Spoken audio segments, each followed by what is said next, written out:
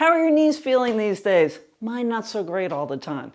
So let's take a look at some common knee issues, how that translates to the golf swing, and then 3 things that you could do about it to help manage. Stick around.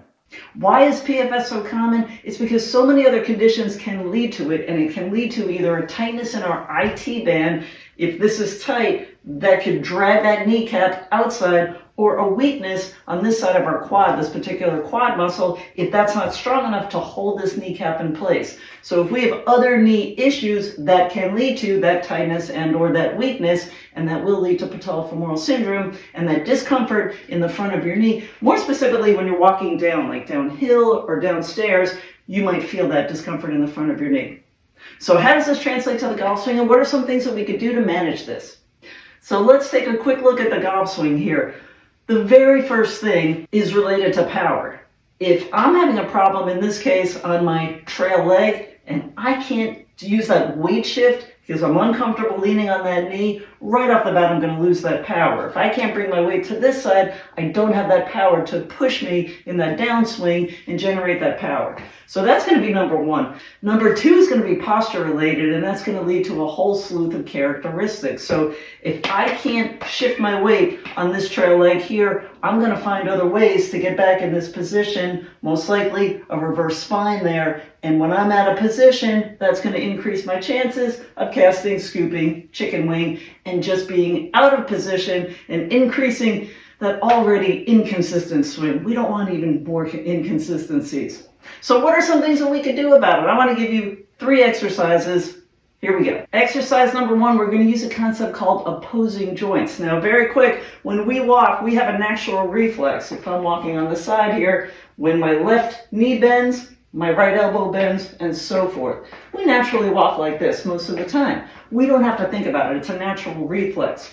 So with that, certain bones and joints associate. If I'm looking at my right knee, the associated automated reflex is going to be my left elbow. And we want to do an opposite action if we're feeling discomfort. So let's look at what an elbow circle looks like. This is a great tool to add to your warm-up before you swing a club. An elbow circle, this is my left elbow here. And what I want to do is mobilize that elbow joint. So nothing else moves here. I'm going to simply mobilize it and do an elbow circle.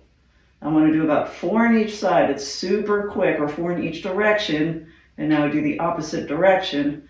Bring that hand toward my chin and back out. And you always want to lock it between each one to really get that full range of motion. Next is a stretch. Now this is a very different stretch because we're going to stretch a nerve. We're used to stretching our muscles and connective tissue. We're actually going to stretch something called the peroneal nerve. This is nerve tensioning. And this is a nerve that ultimately connects. All our nerves are all connected here. So we're going to do full body. However, we're really focusing on a branch of a nerve that goes down the side of our leg and under our foot.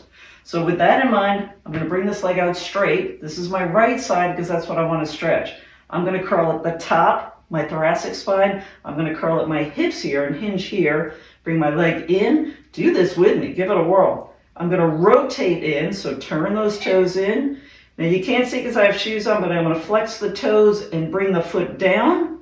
And then the last step is bringing that big toe, I've got assistance here, bringing that big toe toward me. Now that I can feel the stretch here, I need to, what we call drive it, and it looks a little weird, but I'm going to move at my hip here to really feel that stretch. I'm going to do about 8 of those, and that is a nerve tensioning stretch for the peroneal nerve. And the last exercise is something called terminal knee extension. What this is doing is working on the quad muscle, we've got 4 of them, on the innermost part of our top of our leg here. This is the muscle that helps control keeping that kneecap in place, and the last 10 degrees of what we call knee extension, which is straightening that leg. So all I'm going to do is focus on those last 10 degrees. I've got a band here, and the only thing I want to do, and I could even put my finger here to make sure that I'm really trying to work this muscle here, because more likely than not, if you're having a knee issue, this part of your quad is going to have some weakness. So we want to help strengthen that. And it's simply just the last about 10 degrees of knee extension. And note that I'm keeping my heel on the ground because I only want to focus on this muscle here. If I lift my knee, I'm working my glutes as well. I just want to focus here. So keeping the heel on the ground, And I'm going to do about 15 of these. And there you have it. Those are 3 ways that you can help manage some of your knee conditions, especially if you're having Patella Femoral Syndrome or a little bit of discomfort in the front of your knee. We did an elbow circle, a peroneal nerve tensioning sequence, and then terminal knee extension exercise. Give it a try. Let me know if you have any questions. Thanks so much for listening.